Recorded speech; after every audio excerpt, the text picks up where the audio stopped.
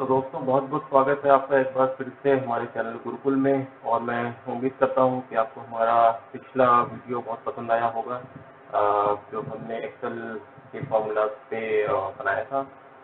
मैंने पहले वीडियो में बहुत ही बेसिक फॉर्मूलेज कवर किए थे दोस्तों, और मैं उम्मीद करता हूँ आपने फॉर्मूलाज सारे सीख के और उनको प्रैक्टिस किया होगा एक्सेल में। सो आज हमारे क्लास 2 में दोस्तों, जैसा कि मैंने आपसे प्रॉमिस किया था कि हम इसके 10 क्लासेस लेंगे और हर एक क्लास में हम इम्पोर्टेंट फंक्शंस को कवर करेंगे। तो आज हमारी दूसरी क्लास है दोस्तों, और आज हम कवर करने जा रहे हैं बहुत ही इम्पोर्टेंट फंक्शन है दोस्तों, वी लुकअप। और ये जो आपको स्क्रीन पे दिख रहा है, मैंने बोल्ड बड़ा बड़ा यहाँ पे लिखा हुआ है, आपको देख के इसकी इम्पोर्टेंस समझ में आ रही होगी। आई थिंक बहुत ही इम्पोर्टेंट फंक्शन है। और अगर आपने ये फंक्शन सीख लिया तो फिर आप ये जरूर कह सकते हो कि आपको एक्सेल में जो एक प्रोफेशनल लेवल की अंडरस्टैंडिंग है फॉर्मूला की, वो आपको आ गई है। बहुत सारे लोग होते हैं इंटरव्यूज में जाते हैं, पूछते हैं कि आपको एक्सेल में क्या आता है। तो अगर आप ये बोलते हो कि आपको वी लुकअप आता है, तो आधी चीज वहीं पे क्लियर हो जाती है कि दैट यू नो कि क्या फंक्शन है एक्सेल के जो कि इम्पोर्टेंट है, और आप उनको इस्तेमाल कर सकते हो, क्योंकि इसका बहुत ज़्यादा इस्तेमाल होता है इसको जब आप एक्सेल में काम करते हो डेटा से। तो आइए सीधे चलते हैं हमारी एक्सेल शीट पे। मैंने आपके लिए एक डेटा सेट बनाया हुआ है एक्सेल में, और हम वहाँ पे देखेंगे कि वी लुकअप जो फंक्शन है दोस्तों, इसका यूज क्या है और हम इसको यूज कब और कैसे करते हैं। तो आइए सीधे चलते हैं हम एक्सेल पे।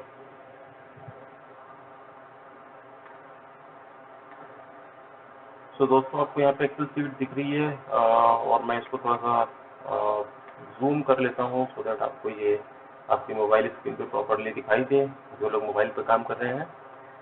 दोस्तों आपने देखा हुआ है, ये हमने एक सेल्स का डेटा लिया है, जैसा कि हमने पिछली क्लास में अपने लिया था।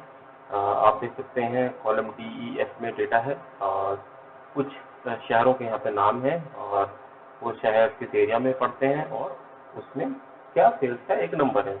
तो मैंने एक जस्ट यहाँ पे फॉर एग्जांपल ये नंबर्स डाले हुए हैं। आपके पास किसी भी तरीके का डेटा हो सकता है जिससे आपको वी लुकअप की जरूरत पड़ सकती है।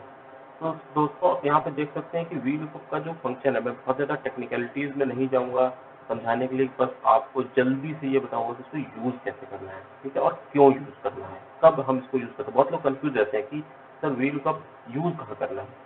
दोस्तों मैं आपको दिखाऊंगा वी लुकअप का यूज़ क्या होता है। तो वी लुकअप का यूज़ दोस्तों इस तरीके से होता है, मैं एक एग्जाम्पल आपको देकर समझाता हूँ। जो डेटा अभी आपने देखा, ठीक है, मान लेते हैं ये आपके पास एक डेटा सेट है। अब आपके पास शीट 2 में दोस्तों, यहाँ देखिए शीट 2 में सिर्फ ये शहरों के नाम है, ठीक है, आपको दिख रहा है सेम शहरों के नाम है। और आपको यहाँ पे ये मैप करना है कि इन शहरों की सेल्स कितनी हुई, ठीक है। तो आपको आपके पास ये मास्टर डेटा है यहाँ पे, जो आपने सेल्स वाली शीट में देखा है। यहाँ से आपको डेटा उठा के इस शीट में दिए हुए शहरों के नाम के आगे मैप करना है। तो एक तरीका क्या है, आप इसको कैसे करोगे। अब आप यहाँ देखोगे कि ठीक है, लखनऊ लखनऊ की सेल कितनी है, आप इस शीट पे जाओगे, लखनऊ की सेल 100, अब यहाँ पे आप इसको 100 टाइप करोगे। इस तरीके से आप सारे शहरों का 1 बाय 1 डाल सकते हो। तो ये बहुत ही बेसिक और कम्बरसम प्रोसेस है दोस्तों, बहुत ही टाइम कंज्यूमिंग है। इसको सिंपली अवॉइड करने के लिए एक्सेल ने एक फंक्शन दिया है वी लुकअप, ठीक है। तो वी लुकअप बेसिकली डेटा को मैप करता है एक जगह से दूसरी जगह पे, सिंपल, ठीक है। अब यहाँ पे हम देखिए डेटा किस तरीके से लेके आते हैं। सो आपको देखिए जो डेटा दोस्तों लाना है जिस सेल में, वहाँ पे आपको फॉर्मूला लिखना है। और मैं हमेशा रिकमेंड करता हूँ कि आप फॉर्मूले को अपने हाथ से यहाँ पे टाइप करें, क्योंकि जब आप टाइप करोगे ना तो आपको ये बताता है कि फॉर्मूला बेसिकली करता क्या है, ठीक है। और उसके आगे जब आप उसमें ब्रैकेट लगाते हो तो आपको ये फॉर्मूला बताता है कि फॉर्मूले के अंदर लिखना क्या है, क्योंकि यही मेन कंफ्यूजन होता है लोगों को कि अंदर लिखना क्या है, ठीक है ना, फॉर्मेट क्या है उसका। तो आप देखिए जैसे मैं बिल्कुल लिखा, आपको फॉर्मेट यहाँ पे मिल जाता है दोस्तों। सबसे पहले पूछता है लुकअप वैल्यू, फिर ये पूछता है टेबल एरे, ठीक है, मतलब रेंज, और उसके बाद दो और फील्ड है जो आपको बताऊंगा, column index number and range lookup, ठीक है। तो दोस्तों हमें क्या करना है, यहाँ पे लखनऊ का डेटा लेके आना है सेल्स का, ठीक है। तो हमने यहाँ पे लुकअप वैल्यू बेसिकली वो वैल्यू होती है जिसके अगेंस्ट में आपको डेटा लेके आना है। ठीक है, तो आप सिंपल यहाँ पे इसको सेल को सेलेक्ट कर लेंगे C3, देखिए आ गया। अब इसके बाद आप कॉमा दबा देंगे।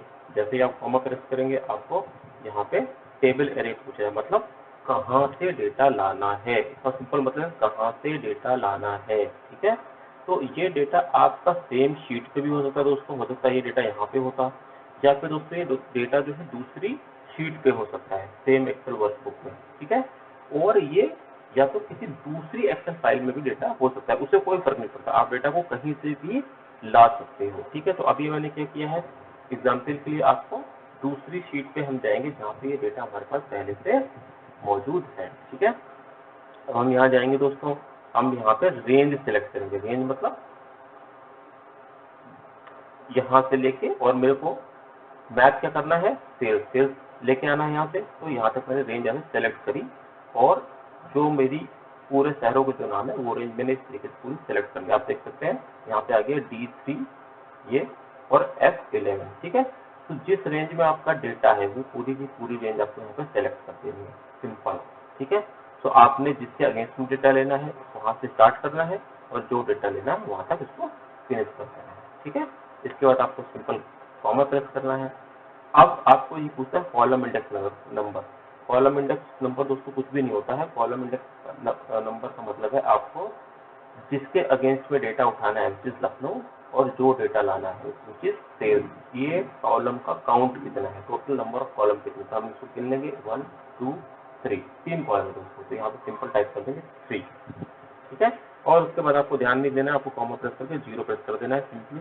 ठीक है, और इसको ब्रैकेट को आपको बंद करना है, और आप यहाँ पे एंटर प्रेस कर देंगे। देखिए दोस्तों, आपको इमीडिएटली यहाँ पे लखनऊ के अगेंस्ट में सेल्स का नंबर 100 मिल जाता है। जब आप यहाँ पे देखेंगे, अब ये देखिए लखनऊ के अगेंस्ट में आपकी सेल्स जो थी वो 100 थी दूसरी शीट में, जो कि आपकी अब इस शीट में आ चुकी है।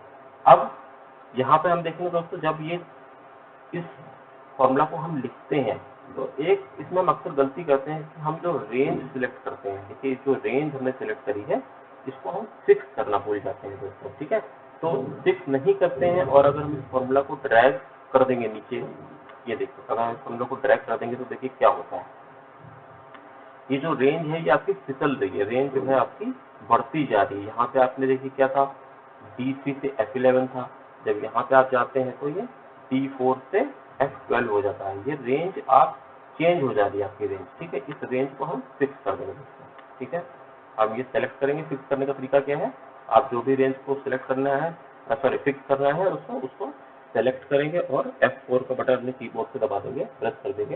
ये देखिए तो ऑटोमेटिकली ये रेंज फिक्स हो जाती है।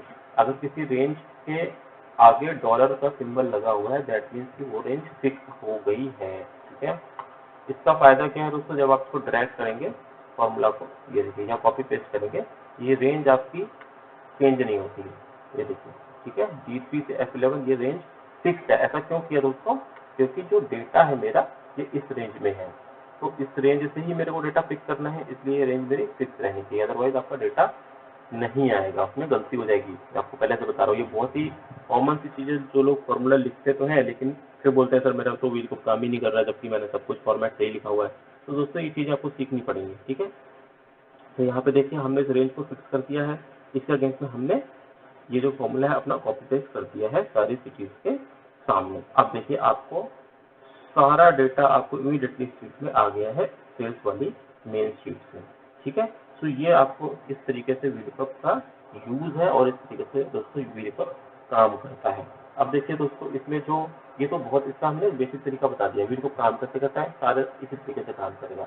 अगर मान लेते हैं कि कोई सिटी यहाँ पे ऐसी है दोस्तों, ठीक है, जो कि आपकी मेन रेंज में नहीं है, तो VLOOKUP फंक्शन हमको क्या रिजल्ट देता है। सो लेट से दोस्तों यहाँ पे मैं गुवाहाटी एक सिटी है जिसका डेटा मैं मांग रहा हूँ इस शीट में अपनी मेन शीट से, बट जब हम इसको फॉर्मूला को ड्रैग करते हैं, आप देखिए यहाँ पे ये हैश यानी एरर दे देता है। VLOOKUP का फॉर्मूला क्यों दे देता है, क्योंकि आपकी मेन शीट में यहाँ पे ये सिटी नहीं है, तो जब ये इसको सर्च करता है इस रेंज में तो वहाँ पर गुवाहाटी उसको नहीं मिलता है, तो गुवाहाटी जब उसको नहीं मिलेगा तो उसके अगेंस्ट में वो एक एरर दे देता है। ठीक है, तो आपको ये ध्यान रखना है कि जब भी आप VLOOKUP का फॉर्मूला लगा रहे हैं और वो हैश यानी आपको यहाँ पे एरर दे रहा है। इसका मतलब है कि ये जिस डेटा के अगेंस्ट में आपने फॉर्मूला लगाया है वो डेटा आपकी मेन शीट में नहीं है। ठीक है, एक तो ये कारण हो सकता है।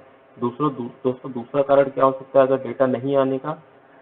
दूसरा कारण दोस्तों ये हो सकता है कि जो भी यहाँ पे जिसके अगेंस्ट में आप डेटा लाने की कोशिश कर रहे हो, डेटा पिक करने की कोशिश कर रहे हो, उसका फॉर्मेट अलग होता है। ये बहुत इंपॉर्टेंट दोस्तों मैं पॉइंट बता रहा हूँ, आपको बहुत ध्यान से सुनना है। बहुत सारे लोग VLOOKUP का फॉर्मेट सीख जाते हैं लेकिन वो उसको यूज नहीं कर पाते हैं इन्हीं सारे मिस्टेक्स की वजह से। ठीक है, ये सारी चीजें आपको ध्यान रखनी है। तो अब देखिए यहाँ पे जयपुर सिटी है। ओके, अब हो सकता है यहाँ पे जयपुर के आगे यहाँ पे कोई एक स्पेस मैंने यहाँ लगा दिया। ठीक है, आप देख रहे स्पेस लगा दिया। अब ये स्पेस दिखता तो है नहीं, ये देखिए अब पता नहीं चल रहा है कि इसके आगे स्पेस है या नहीं है। ठीक है, देखिए अब जब आप यहाँ पे देखने आ रहे हैं तो आपको जयपुर के अगेंस्ट में ये है से नहीं दे रहा है, मतलब ये बता रहा है कि आपके मेन डेटा में जयपुर नाम की सिटी है ही नहीं, इसलिए यहाँ पे डेटा नहीं दे रहा। लेकिन अब जब यहाँ पे आप मैनुअली देखते हो तो आप बोलते हैं यार जयपुर तो है यहाँ पे, तो डेटा क्यों नहीं आ रहा? तो दोस्तों प्रॉब्लम यही होती है कि जिस डेटा से आप यहाँ पे नंबर फेच करना चाह रहे हो, लाना चाह रहे हो, वो जयपुर और ये जयपुर दोनों डिफरेंट है दोस्तों। ठीक है, उसके आगे एक स्पेस है और इसके आगे स्पेस नहीं है, तो एक्सेल उसको सर्च नहीं कर पा रहा क्योंकि एक्सेल जो है एग्जैक्ट सर्च करता है, एग्जैक्टली वही चीज सर्च करेगा जो चीज जिसके अगेंस्ट में उसको डेटा लेना है। ठीक है, तो जब ये जयपुर यहाँ सर्च करने जाता है तो उसको यहाँ पे जयपुर नहीं मिलता है। ठीक है, तो आपको ये ध्यान रखना है कि जो भी डेटा यहाँ पे दिया है रेंज में, ये डेटा सेम हो जो भी आप डेटा जिसके अगेंस्ट में ये VLOOKUP लगा रहे हो, अदरवाइज ये आपको वहाँ पे एरर देगा। ठीक है, सो ये जो सिटी का फॉर्मेट है दोस्तों यहाँ पे ये, और यहाँ जो इस शीट में सिटी का जो फॉर्मेट है ये सेम होना चाहिए, अदरवाइज VLOOKUP आपको एरर देगा। ठीक है, तो ये दोस्तों ध्यान रखना है। ये बहुत टाइम पे मैंने देखा है कई लोगों को अपने ऑफिस में भी और आसपास में ये गलतियां लोग बहुत ही कॉमन मिस्टेक है जो करते हैं। एक रेंज फिक्स नहीं करते हैं और दूसरा फॉर्मेट को चेक नहीं करते हैं। अगर फॉर्मेट डिफरेंट है दोस्तों तो आपको फॉर्मेट सही करना पड़ेगा। फॉर्मेट सही करने के दोस्तों बहुत सारे तरीके हैं। एक तो है कि मैनुअल मैंने अभी करेक्शन आपको दिखाया करके, बट बहुत सारे दूसरे फॉर्मूले हैं, टेक्स्ट फंक्शंस आते हैं एक्सेल में जिसके थ्रू आप इसको करेक्शन कर सकते हैं। वो मैं हमारी जो अगली आने वाली क्लासेस उसमें आपको करके बताऊंगा। ठीक है, तो दोस्तों ये VLOOKUP के मैंने आपको बेसिक जो दो एरर हैं किस तरीके से आती है और किस तरीके से VLOOKUP काम करता है वो यहाँ पे बता दिया। ठीक है, अब इसके आगे मैं आपको कुछ सिनेरियोज भी बताऊंगा जहाँ पे VLOOKUP लगाने के बाद भी डेटा सही नहीं आता है, मतलब VLOOKUP नंबर लेके आ जाएगा आपका लेकिन आपको लगेगा ये नंबर सही नहीं है। ठीक है, वो कब होता है अब देखिए मैं आपको दिखाता हूँ। ठीक है, ये देखिए अब दोस्तों इसी शीट पे हम काम करते हैं, इसी टेबल पे हम काम करते हैं। अब हम बात करते हैं एरिया की। ठीक है, अब मुझे ये पता करना है कि मेरी जो सिटी है उसका मुझे एरिया भी चाहिए। ठीक है, यहाँ पे एरिया भी चाहिए और मेरे को एरिया भी यहाँ पे मैप करना है। ठीक है, तो एरिया मैप करने के लिए अगेन मैं यहाँ पे VLOOKUP फंक्शन लिखूंगा, अपना सिटी सेलेक्ट करूंगा दोस्तों और फिर रेंज सेलेक्ट करूंगा, कौन सी, ये और ये, क्योंकि मेरे को एरिया ही लेके आना है तो मैं सिर्फ ये दो कॉलम सेलेक्ट करूंगा, ये रेंज सेलेक्ट कर दूंगा दोस्तों। देखिए, और क्योंकि ये सिर्फ कॉलम का काउंट कितना है 2 और 0 करके मैं इसको एंटर कर दूंगा। ये देखिए यहाँ पे नॉर्थ आ गया, लखनऊ का एरिया नॉर्थ है।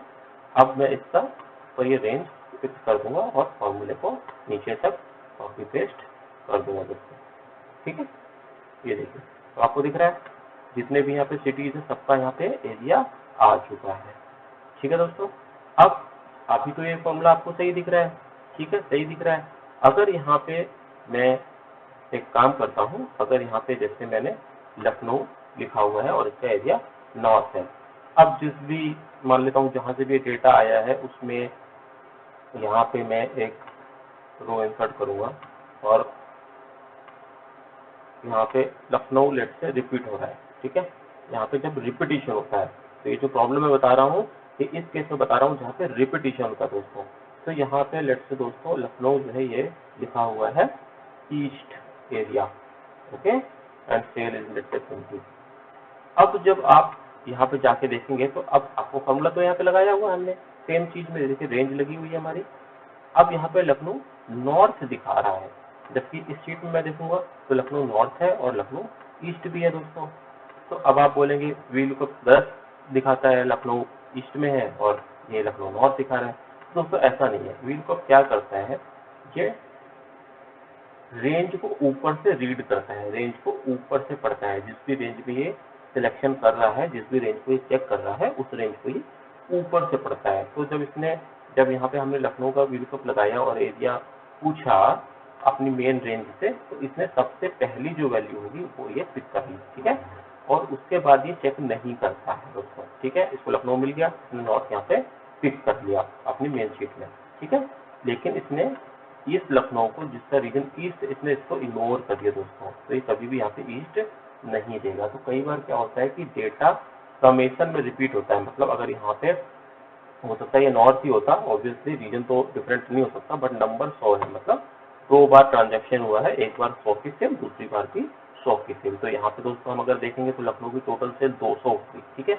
लेकिन अगर आप इसको वीलुकअप यहाँ पे लाएंगे, ठीक है, अगर वीलुकअप के थ्रू इसको दूसरी शीट में मैप करना चाहेंगे तो आपको देखिए सेल्स इसकी 100 ही दिखाएगा, इसको 200 नहीं दिखाएगा। ये सम नहीं करेगा दोस्तों, वीलुकअप का जो फंक्शन है सम नहीं करता है, पहली वैल्यू जो भी रेंज में है वो यहाँ पे लेके सिंपल आता है। तो ये गलती लोग कर देते हैं और बोलते हैं कि लखनऊ का नंबर तो 200 था, जबकि लखनऊ का नंबर यहाँ पे 100 आ रहा है। तो इसके लिए आपको दोस्तों क्या करना होता है कि पहले इस टेबल को करेक्ट करना होता है, ठीक है। पहले जो डेटा है इसको कंबाइन करना होता है।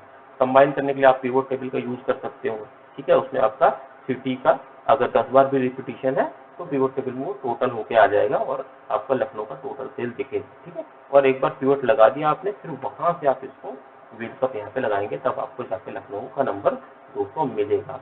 तो दोस्तों वीलुकअप का कहने का मतलब यहाँ पे ये है कि आपका डेटा रिपीटिशन नहीं होना चाहिए। अगर रिपीटिशन है तो यहाँ पे वो टोटल नहीं दिखाएगा, आपको ध्यान रखिएगा, ठीक है।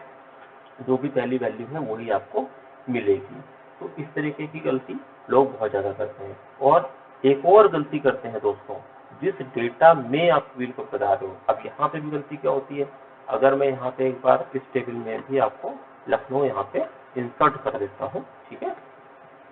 ये देखिए इंसर्ट कर दिया। अब मेरे को यहाँ पे सेल्स और रीजन इसका डालना है, तो मैं इसको वीलुकअप से ऐसे कॉपी पेस्ट कर दिया। अब देखिए दोस्तों क्या दे रहा है, ये नंबर यही चीज देगा जो इसने ऊपर दिया है, क्योंकि जिस टेबल से लेके आ रहा है आपने, अगर आप ये सोचते हो कि यहाँ पे मैंने 2 बार लखनऊ लिख दिया है तो अब यहाँ पे भी 2 बार लखनऊ था तो इसका डेटा पूरा यहाँ पे आ जाना चाहिए। दोस्तों ऐसा नहीं होगा, जो भी पहला डेटा है हमारी मेन शीट में वही डेटा आप यहाँ पे लखनऊ कितने बार भी लिख लो, अगर लखनऊ रिपीट हो रहा है तो बार बार आपको नंबर देगा, सेम नंबर देगा। तो ये भी एक तरीके से गलती लोग करते हैं। तो कुल मिला के यहाँ पे जो कहने का मतलब है कि जिस रेंज से आप डेटा उठा रहे हो और जिस रेंज में आप डेटा ला रहे हो दोनों यूनिक होने चाहिए, उसमें रिपीटिशन नहीं होना चाहिए, अदरवाइज आपको डेटा गलत दिखेगा, ठीक है। वीलुकअप सम नहीं करता, उसके लिए दूसरे फंक्शन है दोस्तों, मैं आपको बताऊंगा। सम इफ एक बहुत इंपॉर्टेंट फंक्शन है, सम इफ, ठीक है। वो एक बहुत ही इंपॉर्टेंट फंक्शन है जिसमें हम कंडीशनल सम कर सकते हैं, ठीक है। उसको मैं आपको बहुत ही अच्छे से अगली क्लास में एक्सप्लेन करूंगा। बट वीलुकअप करने के लिए दोस्तों ये बहुत सारी 3-4 मैंने आपको 4 गलतियां बताई।